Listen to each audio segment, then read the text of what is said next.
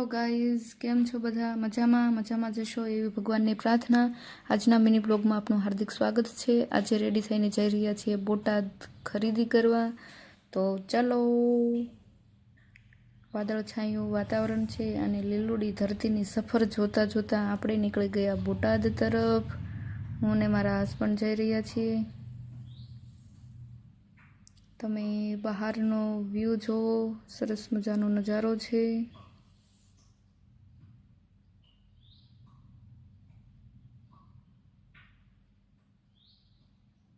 હવે વચ્ચે રસ્તામાં આવે છે સ્કૂલને જોતા આપણી બાળપણની સ્કૂલ પણ યાદ આવી જાય છે। નાના હતા ત્યારે મોટા થવાની જલ્દી હતી, પણ આજે ખબર પડે છે કે અધૂરા સપના અને તૂટેલા દિલ કરતા अधूरा होमवर्क અને તૂટેલા રમકડા સારા હતા। इस समय ना मोबाइल था ना इंटरनेट, फिर भी बचपन सबसे खूबसूरत था। આ આવી ગયું છે આપણું બોટાદ, તમે જોઈ શકો છો।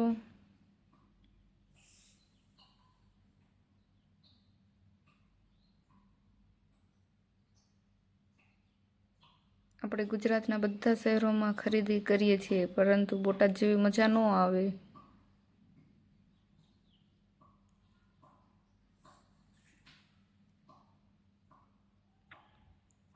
આ ભગવાનની રથયાત્રાનું આયોજન લાગે છે।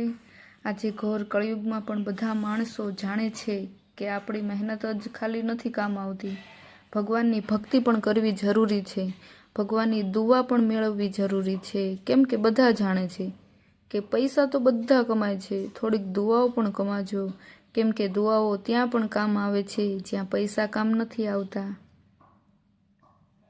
સરસ મજાનો ભગવાનનો રથ છે, રથમાં ભગવાન બિરાજમાન છે, તમે જોઈ શકો છો।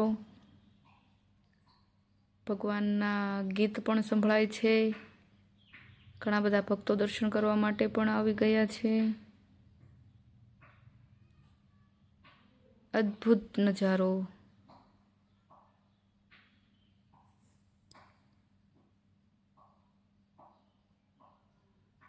લોકોની લાઈન છે। હવે આપણે આવી ગયા બજારમાં।